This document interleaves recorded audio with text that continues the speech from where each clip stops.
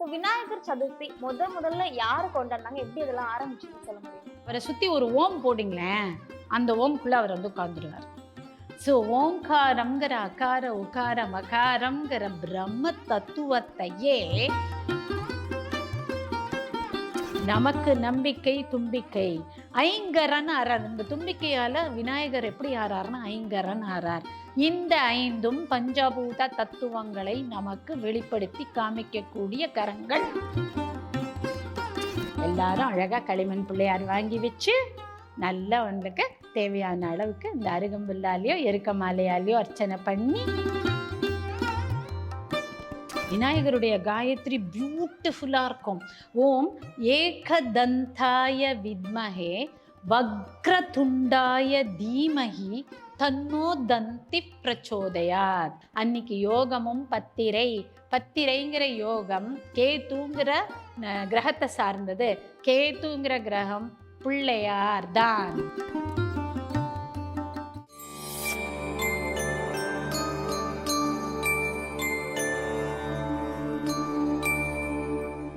Temple express நேயர்களுக்கு வணக்கம். நம்ம கூட இன்னைக்கு ஆஸ்ட்ரோரக்கியாத்தர் சுதாகுமார் வந்திருக்காங்க. இன்னைக்கு நம்ம முழு முதற் கடவுள் விநாயகரை பத்தி நிறைய விஷயங்கள் கேட்டு தெரிஞ்சுக்க போறோம். வணக்கம் மேம்.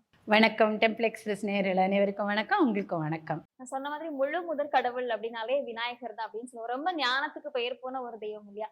விநாயகர் சதுர்த்தி முதல்ல யாரு கொண்டாடினாங்க? எப்படி இதெல்லாம் ஆரம்பிச்சதுன்னு சொல்ல முடியுமா? விநாயகர் சதுர்த்திங்கிற திதியே ஒரு பர்டிகுலராக ஆன்மீகத்துக்கு உகந்த திதின்னு வச்சுக்கலாம். பெருசாக நல்ல காரியங்கள்னு அப்படின்னா விநாயகரை கும்பிடுறது தான் பெஸ்ட்டு நல்ல காரியமாக இருக்க முடியும் அந்த தேதியில்.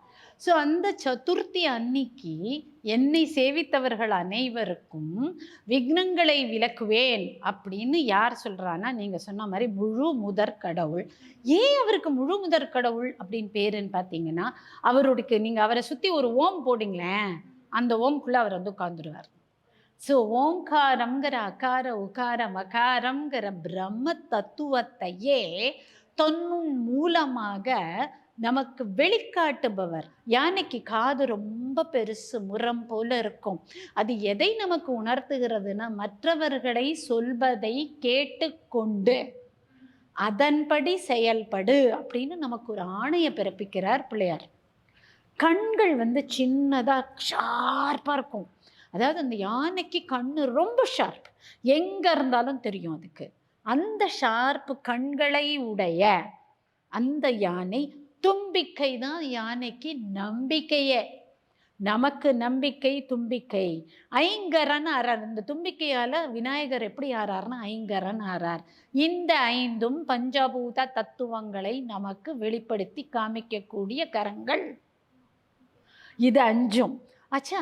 இப்படிப்பட்ட இந்த தும்பிக்கையை கொண்ட இந்த விநாயகர் பரந்த காதுகளை கொண்டு ஆழமாக நோக்கக்கூடிய, அழுத்தமாக புரிந்து கொள்ளக்கூடிய யானையினுடைய மஸ்தகம் ரெண்டு அப்படி பிரிஞ்சிருக்கும். இந்த ரெண்டு பிரிவு எதை காமிக்கிறதுனா, மனிதர்களுக்குள்ள இருக்கக்கூடிய ஈடா நாடி பிங்களா நாடி இணையும் இடம் இது.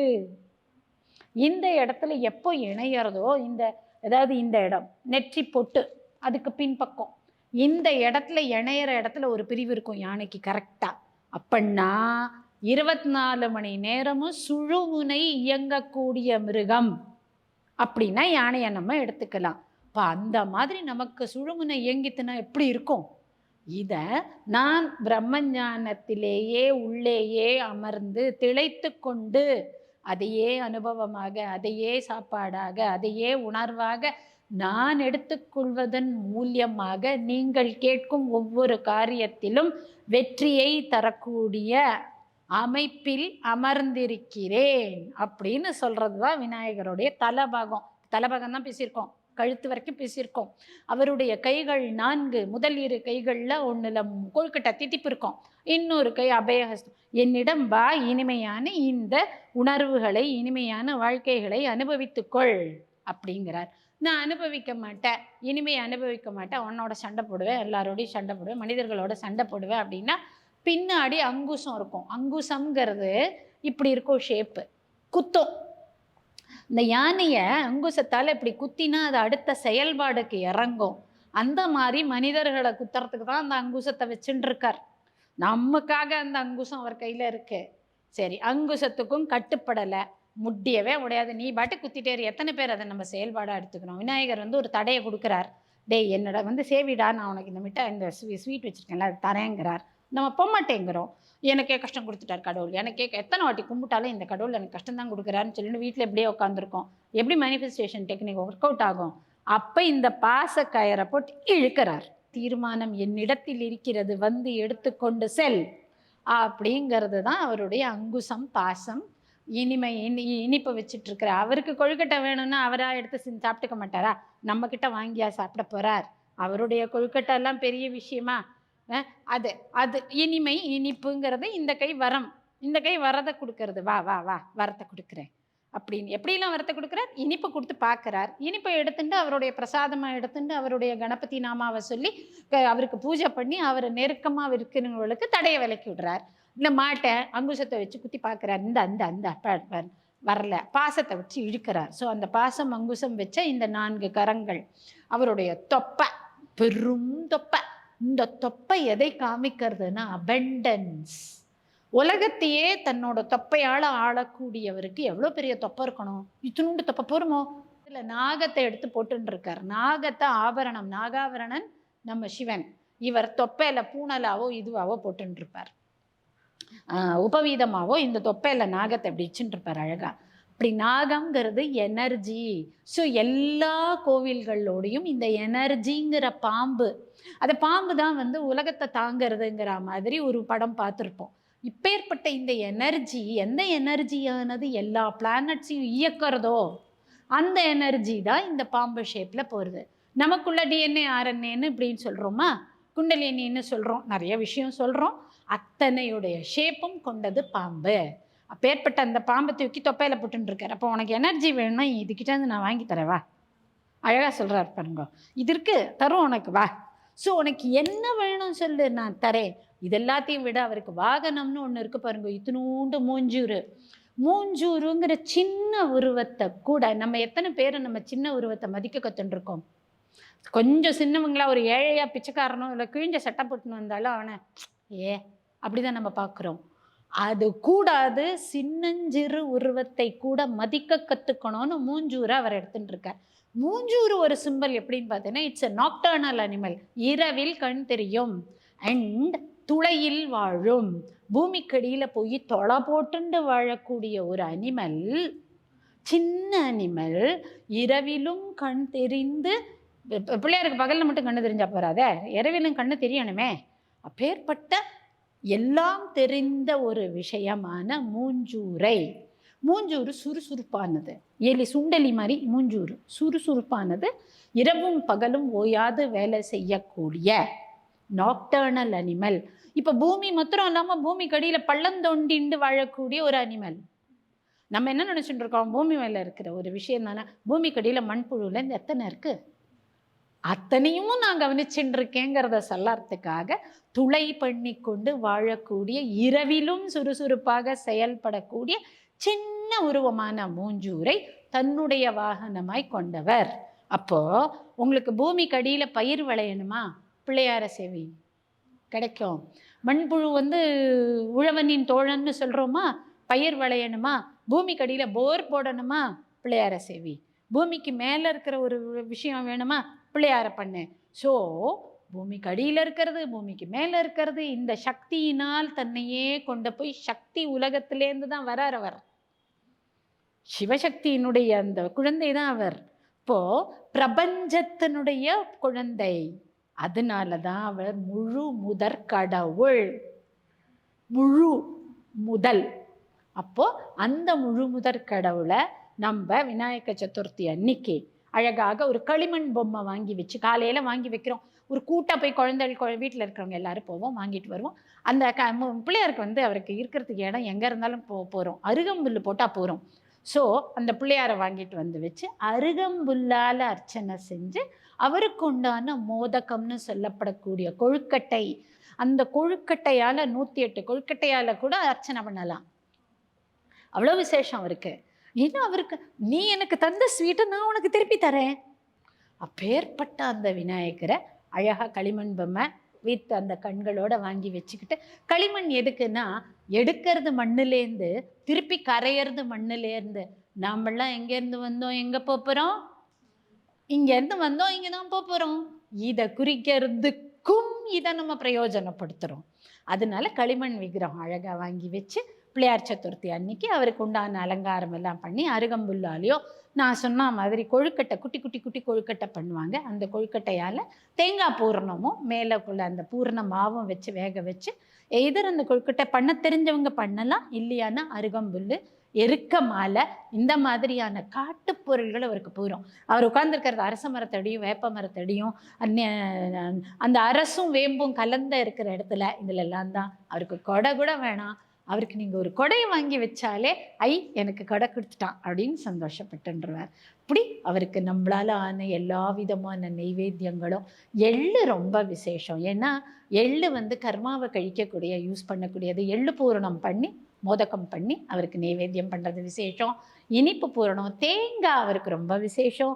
வீட்லேயே கூட தேங்காய் அழகாக உடைச்சி அது ஃபுல்லாக நெய்யை விட்டு அந்த நெய் விளக்கு ஏற்றி வச்சு அவருக்கு அவருக்கும் நான் ஒரு 12 நாமா கொண்டு வந்திருக்கேன். அவருக்கு ஒரு மந்திரம் இருக்குது, அவருக்கு ஒரு காயத்ரி இருக்குது. இதெல்லாம் சொல்லி விநாயக சதுர்த்தி அன்னைக்கே வரப்போகிற இந்த வருஷ விநாயக சதுர்த்தி 27/8/25 புதன்கிழமை சித்திர நட்சத்திரம் கூடிய சுப தினத்தில் அன்னைக்கு யோகமும் பத்திரைங்கிற யோகம் கேத்துங்கிற கிரகத்தை சார்ந்தது. கேத்துங்கிற கிரகம் பிள்ளையார் தான். பிள்ளையாருக்கு தூமகேத்துன்னு பேர்.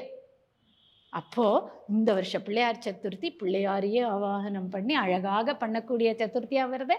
எல்லாரும் அழகாக களிமண் பிள்ளையார் வாங்கி வச்சு நல்லா அவங்களுக்கு தேவையான அளவுக்கு இந்த அருகம்புல்லாலேயோ எருக்க மாலையாலேயோ அர்ச்சனை பண்ணி தேவையான அவருக்கு அந்த மோதகங்கள்லாம் கொடுத்து அழகாக பூஜை பண்ணுங்க. இந்த அவேர்னஸோட ஏன் இந்த விநாயகர் முழு முதற் கடவுள் அப்படின்னு புரிஞ்சு உங்களுடைய பிரார்த்தனைகளை கேளுங்க, அது கட்டாயமா விலகிடும்.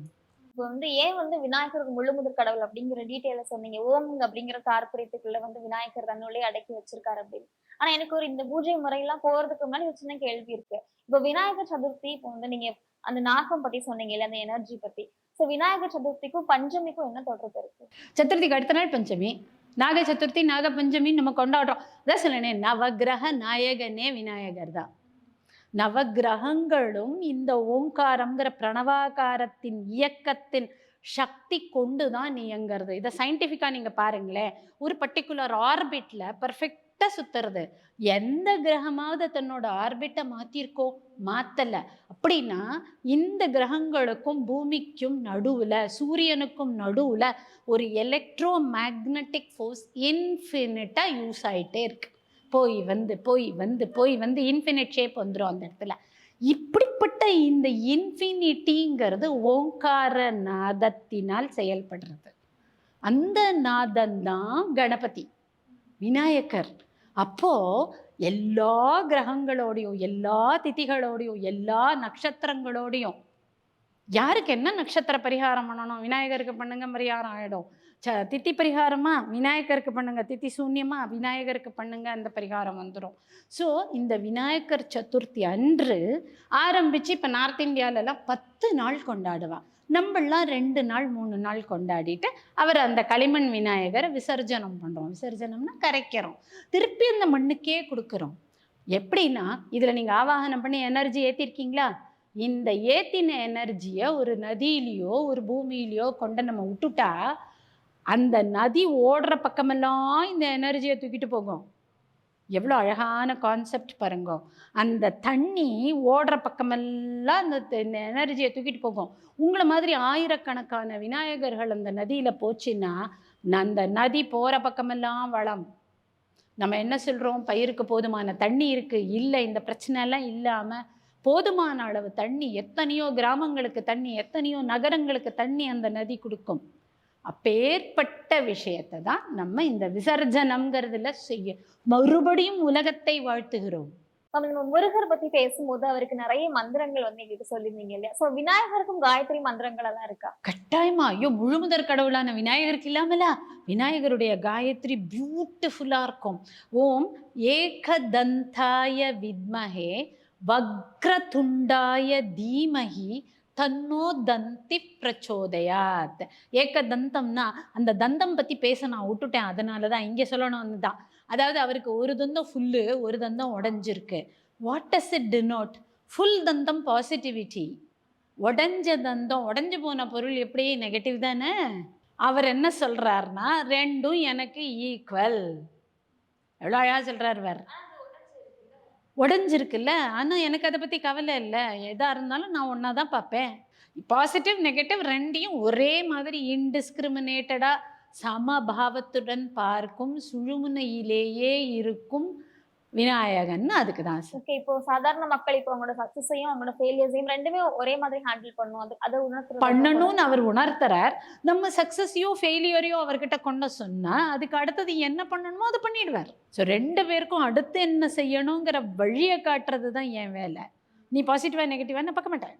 இன்டிஸ்கிரிமினேட்டட் நாலெட்ஜ். அப்படியே சம புத்தி பாவம், சமபாவம். இதுதான் பிள்ளையார். அதனால தான் இந்த காயத்ரியே ஓம் ஏகதந்தாய வித்மஹே வக்ரதுண்டாய தீமஹி தன்னோ தந்தி பிரச்சோதயாத் அப்படிங்கிறத இதை 3 தடவை சொன்னா போதும்.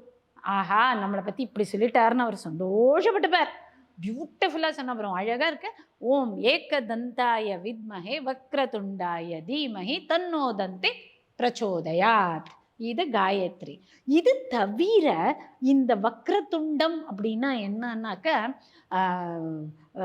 என்ன சொல்றது, வழியில வரக்கூடிய இந்த தீதை விலக்கக்கூடியவன் அர்த்தம். எப்படி உங்களுக்கு தீய வழிகளில் நம்ம போய் மாட்டிக்கிறோமோ அது எல்லாத்தையும் விலக்கி நம்மளை எங்கேயும் மாட்டிக்கூடாம அப்படியே ஒரு தாயானவள் குழந்தை நடக்க ஆரம்பிச்சோடனே 2 பக்கம் கையை பிடிச்சு நடக்க வைப்பால, அது மாதிரி எடுத்துட்டு போற ஒரு மந்திரம். ஓம் கம் வக்ரதுண்டாய ஹூம். அதாவது கம்முங்கிறது கணபதியோட ஏகாட்சர மந்திரம். வக்ரதுண்டாய அப்படின்னா இந்த வழிகளை விலக்கி வழி காமிக்க கூடியவனே. எப்படி அப்படிங்கிற அந்த அந்த மூச்சு காத்துல அவருடைய மூச்சு காத்து பட்டெடுத்துன்னா நம்மளுடைய அந்த தேவையற்றவைகள் விலகி நம்மளுக்கு அப்படியே பாதை கிடைக்கும் அப்படிங்கிற மந்திரம் தான் ஓம் கம் வக்ரதுண்டாய ஹூம்.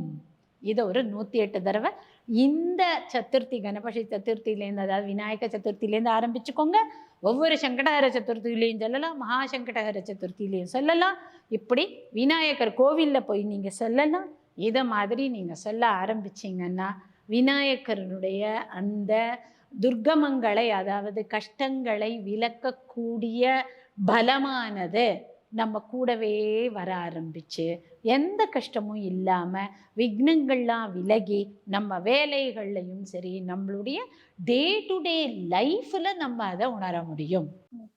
அதே மாதிரி இப்ப 12 நாமாவளிகள் எல்லா தெய்வத்துக்கும் சொன்ன மாதிரி விநாயகருக்கு இருக்காங்க. சொல்லலாம், தாராளமா சொல்லலாம். இவருக்கு ஒரு 12 நாமாவளி சொல்லித்தரேன். இந்த 12 நாமாவளி அர்ச்சனைக்கு அருகம்புல்லாலேயோ இல்லை நம்ம கையில கிடைச்ச அந்த கொழுக்கட்டையாலேயோ அர்ச்சனை பண்ணறதுக்கு வச்சுக்கோங்க. புஷ்பங்கள் நிறைய அவருக்கு வேணுங்கிற புஷ்பங்கள்லாம் போடலாம். எல்லாம் போட்டுட்டு அழகாக அவருக்கு ட்ரெஸ் எல்லாம் பண்ணி அலங்காரம் பண்ணி ஒரு 2-3 நாள் வீட்டில் 2-3 நாள் தொடர்ந்து இந்த 12 நாமா சொல்லி அர்ச்சனை பண்ணுங்க. ₹1 காயினை ஏன் வைக்கணும் அப்படின்னு ஒருத்தர் கேட்டிருந்தா, ஏன் ₹1 அப்படின்னா ரூபாயில் ஃபஸ்ட்டு வர்றது 1 தான். ஸோ முழு முதற் கடவுளான அவனுக்கு என் கையில் கிடைத்த முழு முதல் பணமான ₹1 அர்ப்பணிக்கிறேன் அப்படின்னு நம்ம அவருக்கு நன்றி தெரிவிக்கிற விதமாக தான் ₹1 கொடுக்கறது வழக்கம். ஸோ அந்த ₹1 அவரோட வச்சு நம்ம பூஜை ஆரம்பிச்சுட்டு அர்ச்சனைக்கு யூஸ் பண்ண வேண்டிய 12 நாமாவை இப்போ சொல்கிறேன், நேயர்களுக்கு உதவும். ஃபஸ்ட் மந்த்ரா ஓம் சுமுகாய நமஹ, ஓம் ஏகதந்தாய நமஹ, ஓம் கபிலாய நமஹ, ஓம் கஜகர்ணாய நமஹ, ஓம் லம்போதராய நமஹ, ஓம் விகடாய நமஹ, ஓம் விக்னராஜாய நமஹ, ஓம் விநாயகாய நமஹ, ஓம் தூமகேதவே நமஹ, ஓம் கணாத்யக்ஷாய நமஹ, ஓம் பாலச்சந்திராய நமஹ, ஓம் கஜானனாய நமஹ. இதை நம்ம தமிழில் கணபதினு சொல்கிறோம். மோஸ்ட்லி எல்லாரும் பிள்ளையார் சதுர்த்தின்னு சொல்கிறோம். இந்த கணானாம் பதிஹி கணபதிஹி. கணம்னா கும்பல், கூட்டம், ஆல். பதி எல்லாவற்றிற்கும் ஆளும் செய்யும் ராஜா. ஸோ கணானாம் பதிஹி கணபதி, எல்லாவற்றையும் ஆளக்கூடிய அந்த கணபதிக்கு வரக்கூடிய விநாயகர் சதுர்த்தி அன்று, அதாவது 27ஆம் தேதி நல்லபடியாக பூஜை பண்ணிவிட்டு 2-3 நாள் அவரை வீட்டில் வச்சுக்கிட்டு அழகாக பத்திரமா கொண்டு போய் அவரை திருப்பி இம்மர்ஸ் பண்ணி அழகாக நம்ம விசர்ஜனம் பண்ணி விட்டு, நமக்கு மட்டும் இல்லாமல் இந்த உலகத்தாரையும் வாழ்த்தக்கூடிய அந்த வரம் தந்த விநாயகருக்கு நன்றி செலுத்துங்க. கட்டாயமாக நாமும் நல்லா இருப்போம், நம்மளை சுற்றி இருக்கிற உலகமும் நல்லா இருக்கும். ட்ரை பண்ணி பார்ப்போம். விநாயகர் சதுர்த்திக்கு வாழ்த்துக்கள். எந்த நேரத்துல இந்த பூஜை பண்ணுவாங்க இதெல்லாம்? பூஜை இந்த வருஷம், அதாவது நேரங்கிறது அந்தந்த வருஷம் நம்ம ஆரம்பிக்கிறது தான். இந்த வருஷம் இப்போ 6லேருந்து 7 நல்லா இருக்குது, 9லேருந்து 10 நன்னா இருக்குது, அதே மாதிரி 10லேருந்து 11லேருந்து 12 நன்னா இருக்குது. இதுக்கு மேலே ரொம்ப மத்தியான வேளையில் போக வேண்டாம். காலையில் 9லேருந்து 10, 11லேருந்து 12ங்கிறது நல்லதாக குழந்தை நம்ம வீட்டில் இருக்கிற எல்லா குழந்தைகளையும் குளிப்பாட்டி நல்லா ரெடி பண்ணி வச்சுக்கிறதுக்கு உண்டான அழகான நேரமாக இருக்கும். அதே மாதிரி இப்போ கிளேல வந்து நிறைய பேர் சில வந்து வீட்லயே செஞ்சு வச்சிருப்பாங்க. இப்போ கோயில்கள்ல செய்யறது அவங்க வந்து கடல்ல கொண்டு போய் கரைப்பாங்க. இப்போ வீடுகள்ல செய்யறது மேபி கடல் போக முடியல அப்படிங்கும்போது ஆறு அந்த மாதிரி இடங்கள்ல ஆமா, ஓடக்கூடிய நதியில, நான் சொன்ன மாதிரி ஓடக்கூடிய நதியில, பக்கத்துல இருக்கிற நதியில கரைச்சிட்டிங்கன்னா அந்த பிள்ளையாருடைய எனர்ஜி கட்டாயமா இந்த நதி ஓட்டத்தோட கலக்கும். நதியும் வாழும், ஜீவ நதியா அந்த நதி வாழும். நதி போகிற பக்கமெல்லாம் இந்த பிள்ளையாருடைய அந்த எனர்ஜி வாழ்த்திட்டே போகும். ஸோ நம்ம தன்னை மறந்து எவ்வளவோ தர்மம் பண்ணுறோம், தானம் பண்ணணும்னு நினைக்கிறோமே, இது ஒரு பெரிய தானம். எவ்வளோ பெரிய தானம் பாருங்க. தன்னை சுற்றி இருக்கக்கூடிய மற்றவர்களை வாழ்த்துறதுக்கு அந்த மண்ணை கரைக்கிறோம். அதே மாதிரி இப்போ கரைக்கும் போது எதனாச்சும் ஒரு நாமாவளி நம்ம சொல்ல வேண்டிய அவசியம்? நாமாவளின்னு திருப்பி திருப்பி நம்ம தேடாம நம்மளுடைய இந்த மேனிஃபெஸ்டேஷன் டெக்னிக்காக அதை பார்க்கலாம். நன்றி, தேங்க்யூ விநாயகா, எங்களுக்கு இந்த ஆப்பர்ச்சுனிட்டி கொடுத்து எங்கள் வீட்டில் இருந்து என்னோட பூஜையெல்லாம் வாங்கிட்டதுக்கு. இதே மாதிரி எப்பயும் எங்கள் கூடவே இரு, என் கூடவே இரு அப்படின்னு சொல்லி அதை விடுங்க. நீங்க சொன்ன மாதிரி எல்லாருமே பூஜைகள் பண்ணுவாங்க, ஆனா அது ஒரு அவேர்னஸ் பண்ணும்போது தான் அதோட எஃபெக்ட் நமக்கு ரீச் ஆகும். ஸோ அப்படிங்கிறது ரொம்ப டீட்டெயிலாக எங்களுக்காக சொல்லியிருக்கீங்க. கரெக்ட். எப்போ எல்லா பூஜையுமே கடைசியில் வந்து முடியறது மேனிஃபெஸ்டேஷன் டெக்னிக்கில் தான். ஸோ மேனிஃபெஸ்ட் எப்படி பண்ணுறதுன்னா அவேர்னஸோட, அவ்வளோதான்.